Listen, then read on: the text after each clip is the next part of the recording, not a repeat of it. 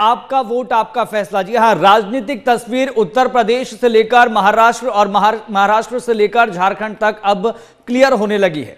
महाराष्ट्र की तस्वीर की बात करें सबसे पहले तो यहां पर महायुति की सरकार बनते हुए दिखाई दे रही है। एक तरफ से क्लियर मैंडेट, तो वहीं झारखंड में कहीं ना कहीं हेमंत सोरेन का और जेएमएम प्लस का जो वर्चस्व है, प्रभुत्व है, वो दिखाई दे रहा है। और इससे कहीं ना कहीं बात यह भी स्पष्ट हो रही है कि हेमंत सोरेन सरकार ने जिन योजनाओं का जिक्र करके एक नैरेटिव को खड़ा किया वो जनता तक पहुंचा है, वो रिलेट कर रहा है।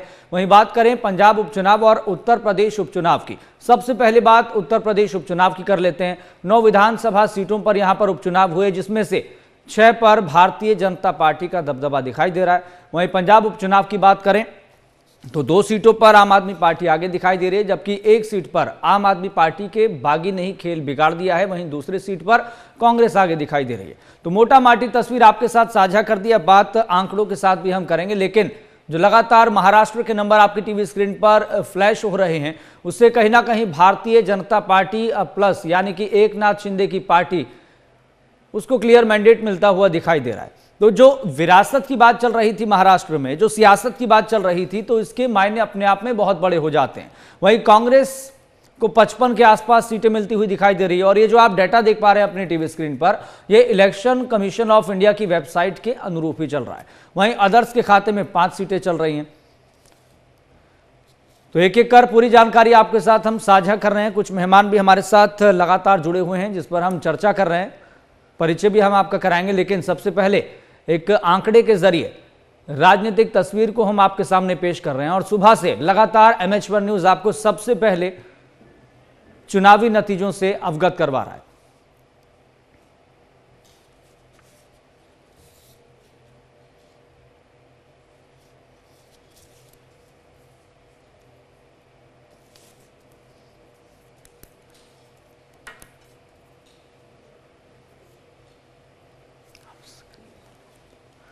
तो फिलहाल आपको बता दें जो राजनीतिक परिदृश्य यानी कि जो पॉलिटिकल तस्वीर हम देख पा रहे हैं लगातार, इसको लेकर हम चर्चा भी कर रहे हैं, चाहे पंजाब उपचुनाव की बात हो, चाहे यूपी उपचुनाव की बात हो, या फिर झारखंड या फिर महाराष्ट्र की। हमारे साथ मेहमान जुड़े हैं, आपका परिचय हम करवा देते हैं। सबसे पहले टीवी स्क्रीन पर हम आपको दिखा देते हैं और फिर उसके बाद हम चर्चा भी करेंगे। हमारे साथ वीरेंद्र सक्सेना जुड़े हुए हैं, वरिष्ठ पत्रकार हैं। सर आपका बहुत बहुत स्वागत है एक बार फिर से। बीजेपी प्रवक्ता हमारे साथ जुड़े हुए हैं सुरेंद्र कुमार, और हमारे साथ कुलविंदर बराड़ भी जुड़े हुए हैं, आम आदमी पार्टी के प्रवक्ता हैं।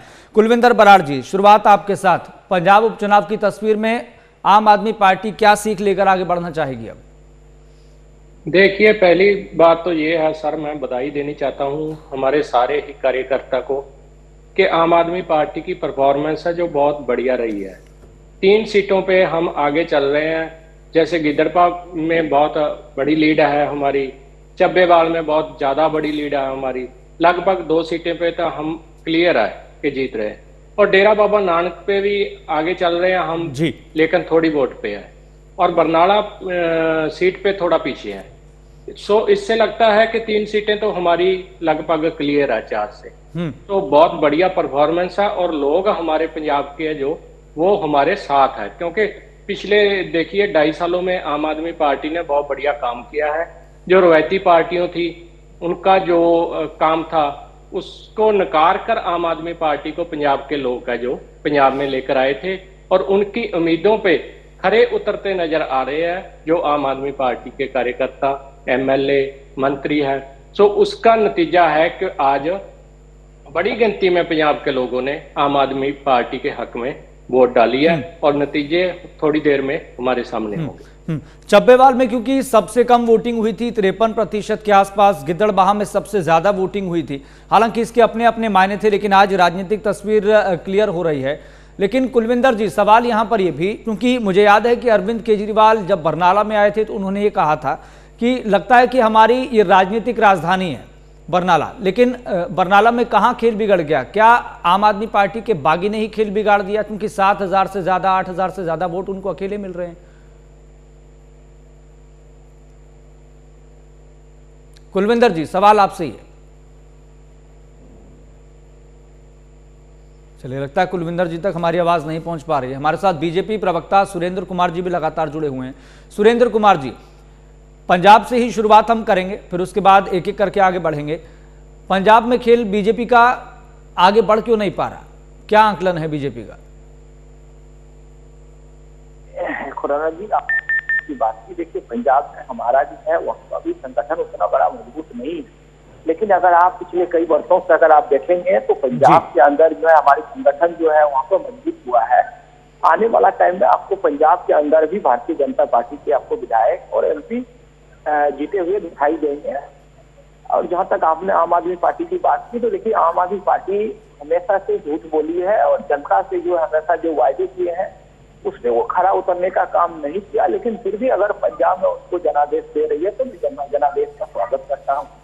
लेकिन आप अगर उसी को आप दिल्ली की तरह आप मूव करेंगे तो दिल्ली में देखेंगे जिस प्रकार से आम आदमी पार्टी ने दिल्ली की जनता को ठगने का काम किया, और खास करके आम आदमी पार्टी के नेता ये सारे लोग भ्रष्टाचार में जो है जिस तरह से जेल चले गए, और इन्होंने जिस प्रकार से वायदे किए थे, अरविंद केजरीवाल जी जब चुनाव से पहले जब वो आंदोलन से निकले थे तो उन्होंने कहा था कि मैं इस देश की राजनीति को बदलने के लिए आया हूँ, इस देश को जो है मैं बदल के रखूंगा, और हमसे बड़ा साफ सुथरा, हमसे बड़े ईमानदार जो है कोई भी व्यक्ति नहीं है।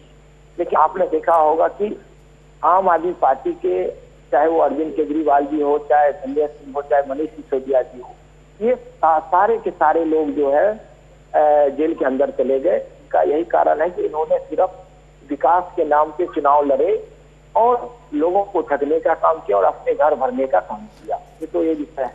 लेकिन सुरेंद्र जी, इस बात को तो स्वीकारना होगा ना कि पंजाब की जनता बीजेपी को स्वीकार नहीं रही है। लोकसभा चुनाव में भी बीजेपी ने यही उम्मीद की थी, खाता नहीं खुला, लेकिन फिर आपने जैसे तैसे एडजस्ट किया राज्यसभा के जरिए।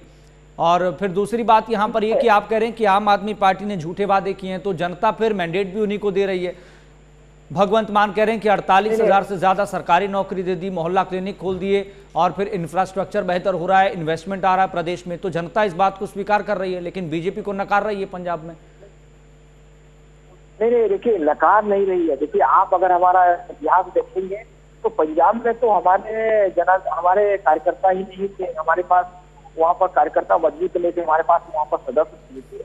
लेकिन अगर आप आज के देश में अगर आप देखेंगे तो खास करके पंजाब के अंदर या आप बगल के आप राज्य हरियाणा के अंदर ले लीजिए, हरियाणा में हमारी सरकार पिछली बार आई है तो हरियाणा की जनता ने जो तो हमें वहाँ पे जनादेश दिया, तब तो हम 3 बार वहाँ पर सरकार बनाए हरियाणा के अंदर, और आपका चैनल नंबर 1 है हरियाणा का। आप वहाँ पर देखिए इंडिया गठबंधन की ये बात करते हैं, लेकिन इसका गठबंधन होता कहाँ है कहीं पे? वो तो गठबंधन सिर्फ कहते हैं हमारा केंद्र में है, प्रदेश में हम गाली देंगे एक दूसरे जनता को गुमराह करने का काम करेंगे। तो अगर आप उस आधार से अगर आप देखेंगे तो पंजाब में जो है हमारा जो है कार्यकर्ता मजबूत हो रहा है। आने वाला टाइम आपको भारतीय जनता पार्टी के विधायक आपको दिखाई देंगे और वहाँ पे सांसद भी हमारे होंगे। आप जो है कुछ दिन और वेट कीजिए, कुछ आने वाला अगला जो चुनाव होगा पंजाब में आपको अवश्य जो है भारतीय जनता पार्टी के विधायक और सांसद दिखाई देंगे। मैं मानता हूँ हमारे जो पहले गठबंधन हमारी अकाली दल से होते थे, गठबंधन हमारा नहीं रहा, हमारे उनके साथ बहुत पुरानी गठबंधन रही। हमेशा हमने उनके ऊपर उनका मान सम्मान हमने गठबंधन के जो हमारे साथी थे उनका बढ़ाने का काम किया। लेकिन अब वो हमारे साथ नहीं है। अब हमारी पार्टी जो है पंजाब में जो है आप देखेंगे कि हमारे विधायक आने वाला टाइम है पंजाब में। तो मुझे लगता है कि जो फिलहाल सिनेरियो बन रहा है, जो डाटा सामने आ रहा है, जो आंकड़े सामने आ रहे हैं, तो फिर भारतीय जनता पार्टी के तमाम नेताओं को ये बयान भी फिर वापस ले लेना चाहिए कि ये उपचुनाव 2027 के रास्ते खोलेगा बीजेपी के। नहीं, बयान देखिए, बयान देना एक अलग विषय, लेकिन जो सबसे पहली चीज क्या है और बड़ी बात यह है कि भारतीय जनता पार्टी कभी कोई सवाल नहीं किया। हमने कभी कोई ईवीएम पे सवाल नहीं किया, कभी चुनाव आयोग के ऊपर सवाल नहीं किया, कोई अधिकारी के सवाल हमने नहीं किया। लेकिन आपने देखा होगा हरियाणा के चुनाव में किस प्रकार से ये सारे विपक्ष के लोग जो है ईवीएम पे सवाल कर दिए, वहाँ के अधिकारी के ऊपर सवाल खड़ा कर दिए, चुनाव आयोग के ऊपर सवाल खड़ा कर दिए, लेकिन जनता के ऊपर भरोसा नहीं करती है।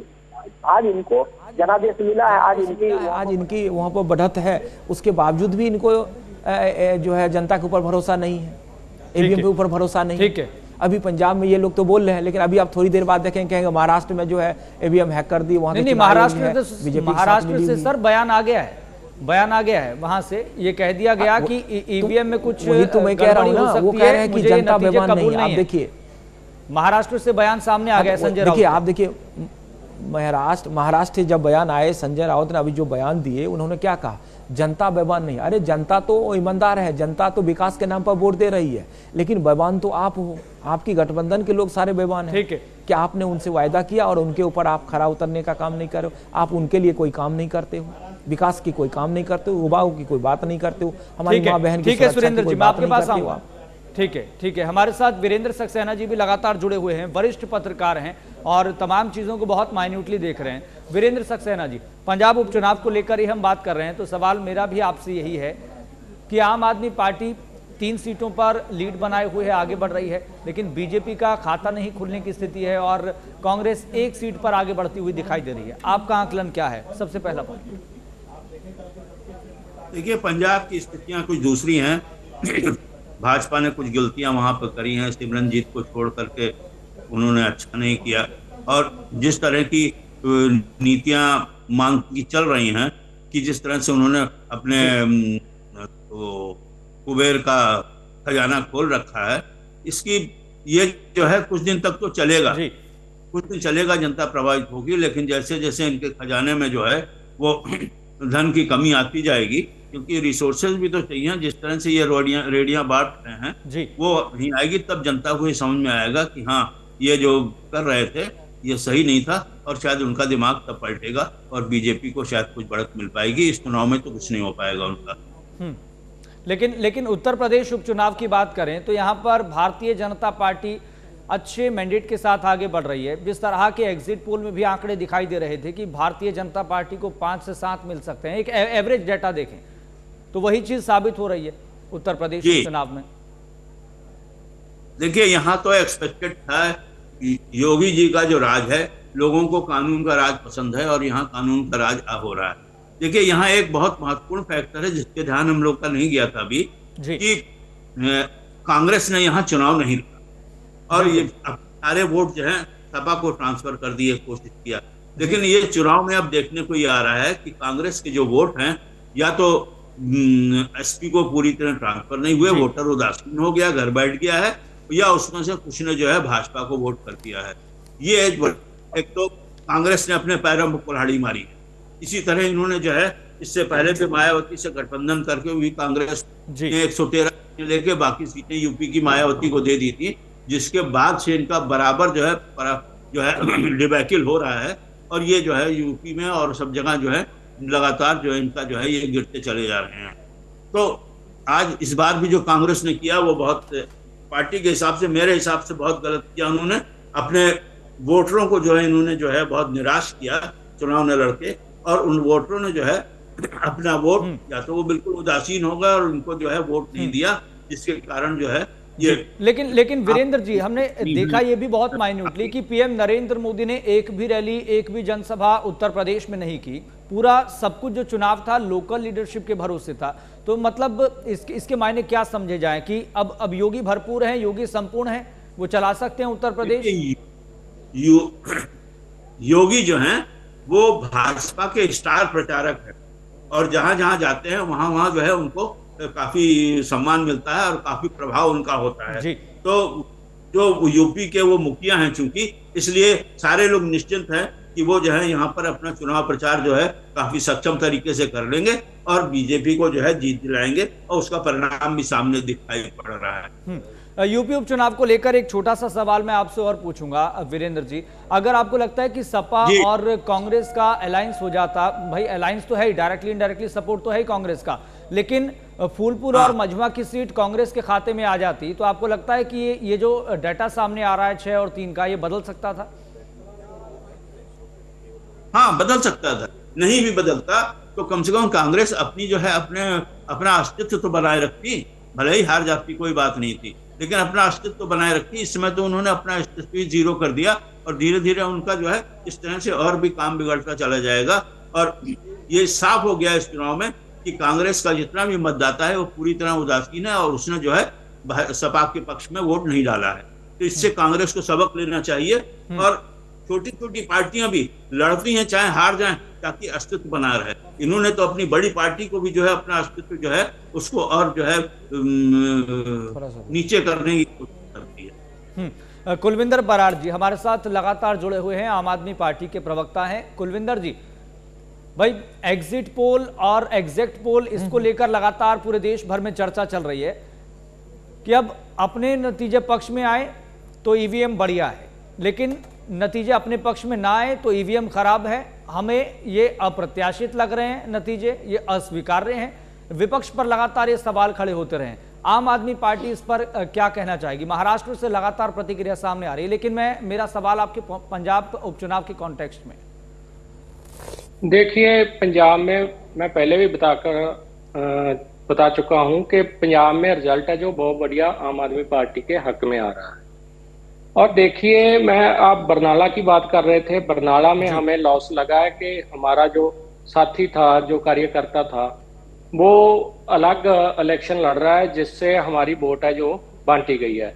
लेकिन यहाँ पर मैं बात करनी चाहूंगा गिद्दड़बाहा की, जहां पर कांग्रेस के प्रधान राजा वड़िंग जी लड़ रहे थे, उनकी वाइफ लड़ रही थी और वो भी पूरी तरह नाल पछड़ चुके हैं, लगभग 5000 वोट पीछे है। और डेरा बाबा नानक में जो इनके साबका डिप्टी सीएम है कांग्रेस के, वो लड़ रहे हैं, उनकी वाइफ लड़ रही है, वो भी पीछे चल रहे हैं। तो इससे लगता है कि जो झूठ फैलाया था कांग्रेस पार्टी ने और दूसरी साडी विरोधी पार्टियों ने कि आम आदमी पार्टी का काम अच्छा नहीं, आम आदमी पार्टी ने लॉ एंड ऑर्डर पे काम नहीं किया, ड्रग पे काम नहीं किया, अब उनको लगता है कि मुंह की खानी पड़ेगी, क्योंकि पंजाब के लोगों ने ये साबित कर दिया कि आम आदमी पार्टी ने 2.5 सालों में बहुत अच्छा काम किया है, बहुत बढ़िया लॉ एंड ऑर्डर पे काम किया है, बहुत बढ़िया जो और सुविधाएं सी उन पे काम किया है। तो इससे ये रिजल्ट है जो ये जनता देती है, जो विरोधी पार्टियां वो नहीं देती की। और जनता ने हमें जो 2.5 साल का हमारा काम था उसका आज रिजल्ट हमें दे दिया। कुलविंदर जी, जो कि 100 में से 75 से 80% के आसपास का स्ट्राइक रेट दिख रहा है आम आदमी पार्टी का पंजाब उपचुनाव में, लेकिन बरनाला की आपने बात की, आपको लग रहा है कि वहां पर टिकट गलत बंट गई, भांप नहीं पाई आम आदमी पार्टी? नहीं, देखिए, टिकट नहीं गलत बढ़ी, हमने एक वर्कर को टिकट दिया जो हमारे साथ 2014 से काम कर रहा था जी। लेकिन ये भी हम इनकार नहीं करेंगे कि जो हमारा कार्यकर्ता था बाट, वो भी अच्छा कार्यकर्ता था। उनके तो ऐसा लग रहा है कि अपना भी वोट बैंक उनका काफी बड़ा है, उनका भी वोट बैंक बड़ा है। इससे ये है ना, उनकी नाराजगी थी, वो अलग इलेक्शन हमें उनको मनवाना चाहिए था, लेकिन उन्होंने अलग कागज भरे, इसी से हमारी वोट है जो वो बांटी गई, तो उसका हमें जरूर थोड़ा नुकसान हुआ है। लेकिन आपको लग रहा है कि क्योंकि दिल्ली में हमने देखा था लोकसभा चुनाव के दरमियान आम आदमी पार्टी कांग्रेस का गठबंधन था, फिर पंजाब में जाते हैं तो लोकसभा चुनाव में आम आदमी पार्टी कांग्रेस अलग अलग लड़ रही थी, अब इस उपचुनाव में भी अलग अलग राहें थी दोनों की, तो इससे कुछ जनता पर नेगेटिव इंपैक्ट पड़ता है, कुछ नेगेटिव मैसेज जाता है? नहीं, बिल्कुल नहीं। ये पंजाब की जनता जो आम आदमी पार्टी को चाहती है, आम आदमी पार्टी के जो काम है, जो ईमानदारी है, उसको पंजाब की जनता जो पसंद करती है।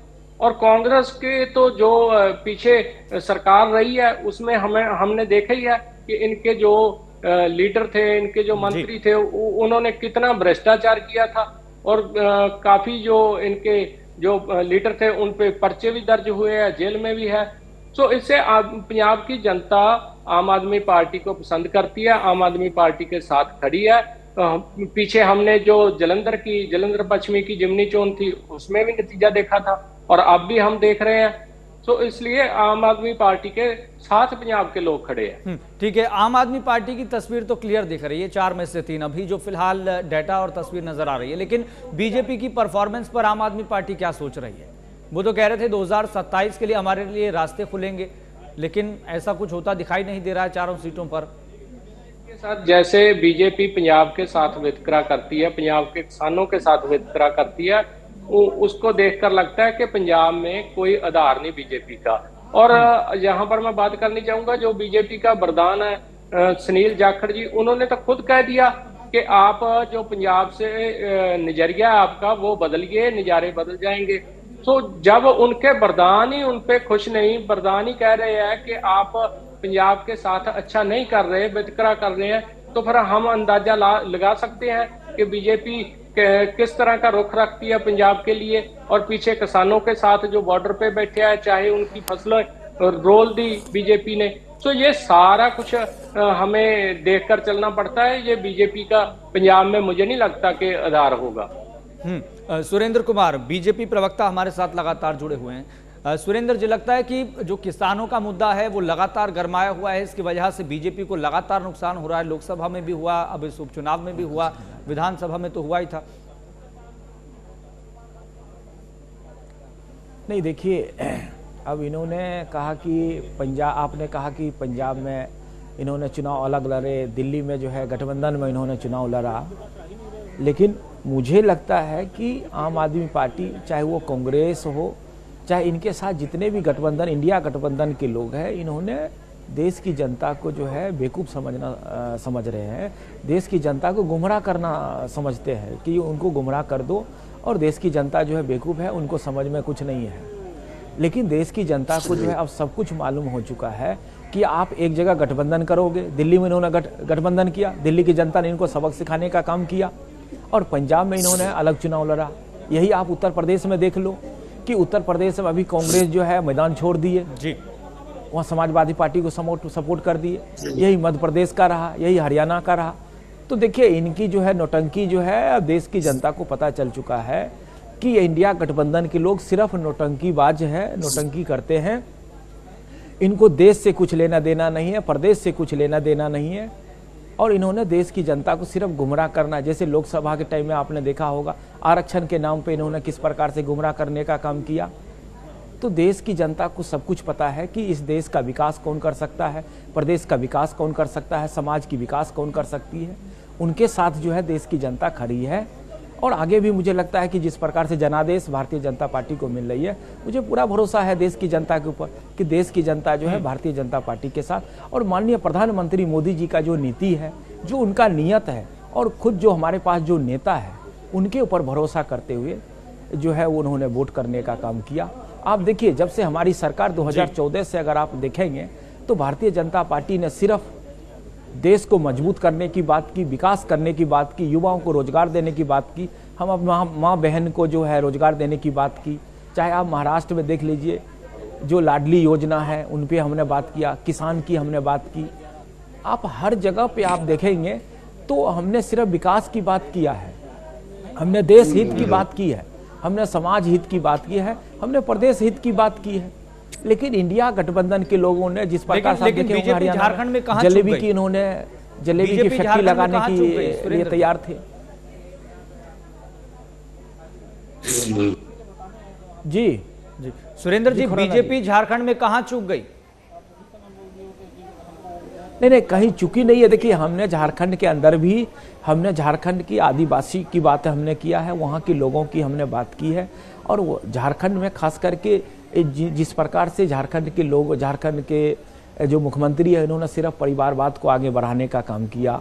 और वहाँ पे झारखंड में खास करके आप देखे होंगे जिस प्रकार से घुसपैठी को बढ़ावा देने का काम किया, बांग्लादेशी जो घुसपैठी है उनको बढ़ावा देने का काम किया। हमने इस पे चुनाव लड़ा, और लेकिन आपको वोट तो कम मिल रहा है ना सर। हमारा मुद्दा बीजेपी तो लगातार ये नैरेटिव खड़ा करती रही झारखंड में कि घुसपैठियों को हम बाहर कर देंगे, आप हमें वोट दीजिए। लेकिन बीजेपी को तो वोट इस मामले पर फिर मिला ही नहीं।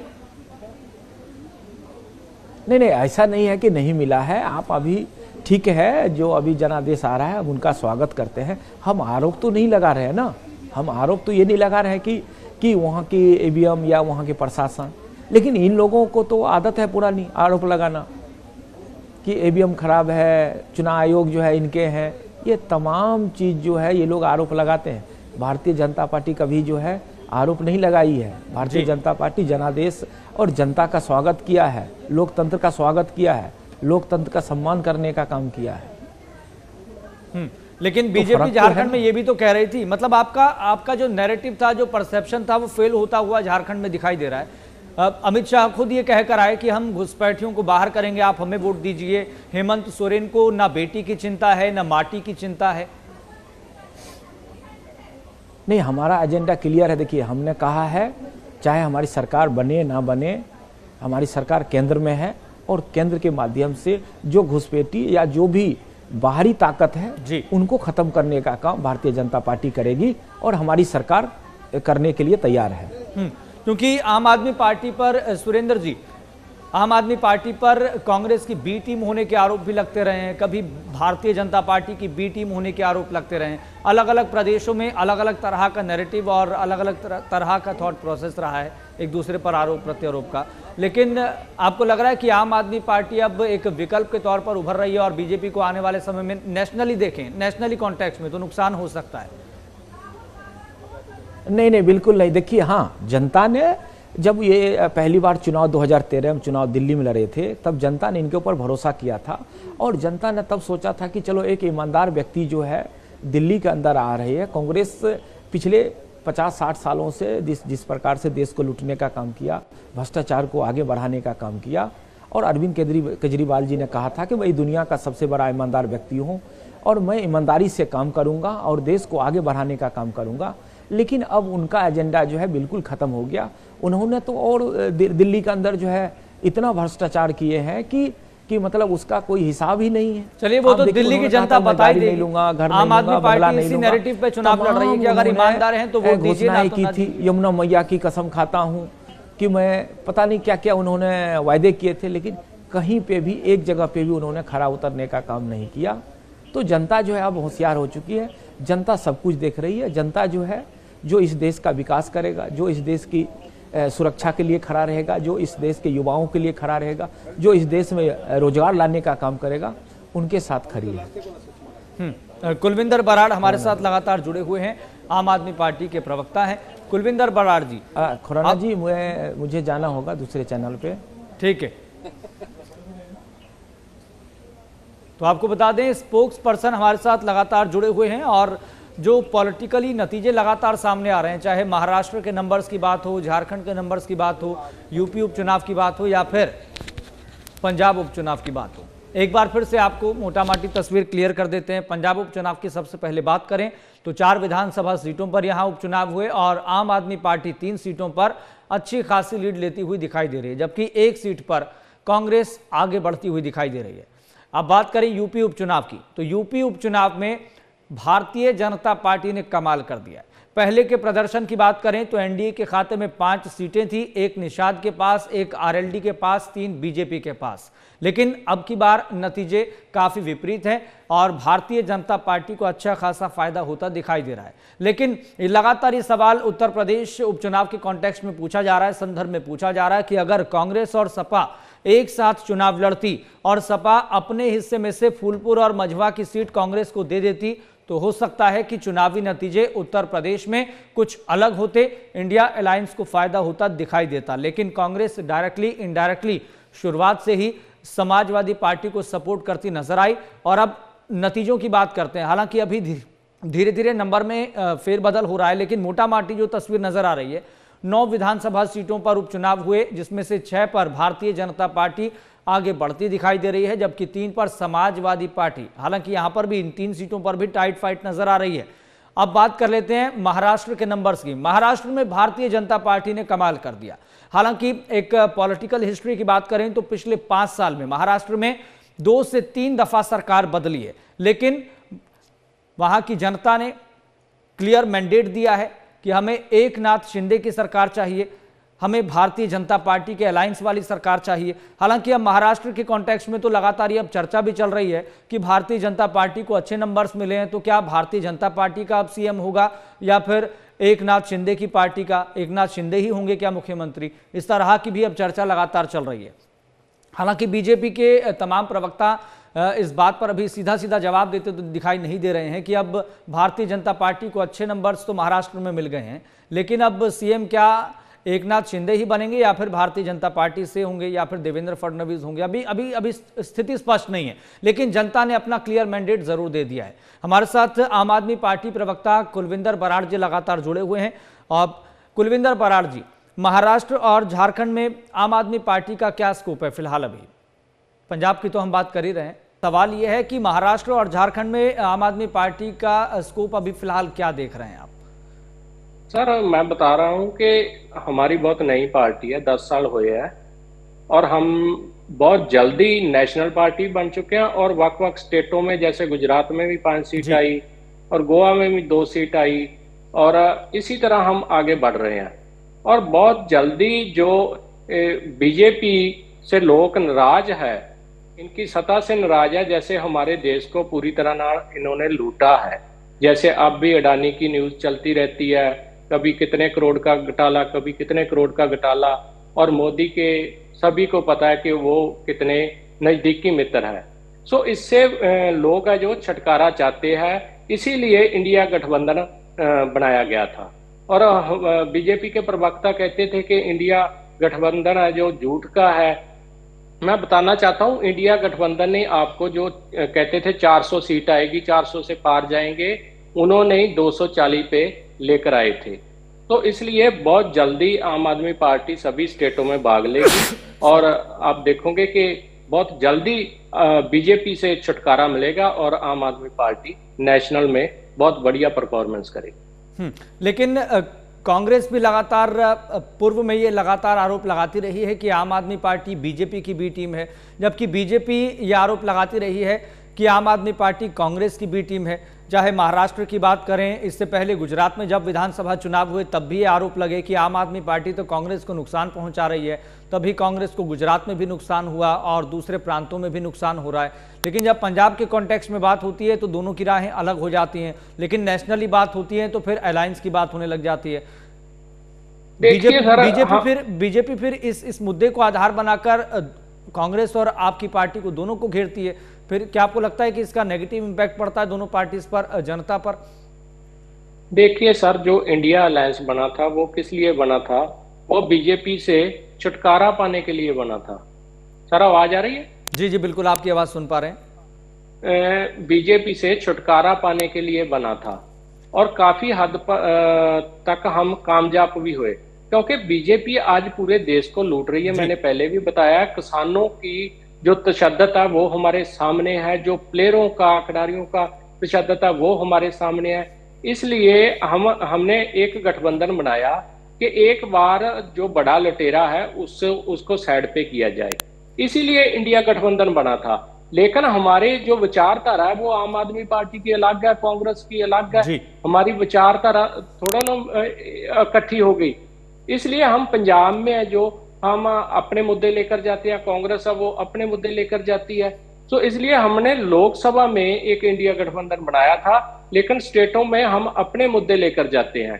पंजाब में देखो कितना बढ़िया आम आदमी पार्टी काम कर रही है और उसका फतवा भी है जो पंजाब के लोग दे रहे हैं। दिल्ली में 3 बार सरकार बन गई आम आदमी पार्टी की और वहां के लोग हैं जो खुश है। अब देखना कि चौथी बार भी आम आदमी पार्टी को एक्सेप्ट करेंगे वहां के लोग।